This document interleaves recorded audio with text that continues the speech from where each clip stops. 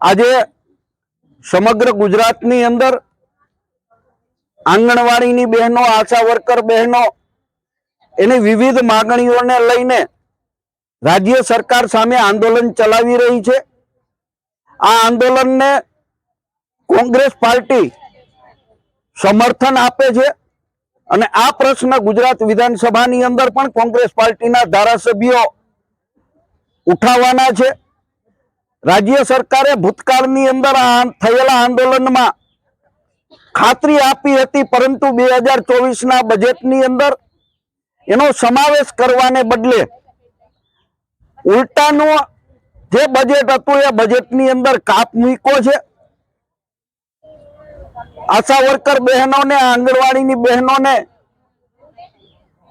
એની પાસેથી જે કામ લેવામાં આવે છે કામના પ્રમાણની અંદર એમને વેતન આપવામાં નથી આવતું, વધારાની કામગીરીઓ પણ કરાવવામાં આવે છે। એમના માટેના જરૂરી બિલો, જે મરી મસાલાના અને બાકીના બિલો હોય એ બિલો પણ ચૂકવવામાં વિલંબ કરવામાં આવે છે। ત્યારે આ આંદોલન સાચું અને વ્યાજબી છે અને અમે એને સમર્થન કરીએ છીએ।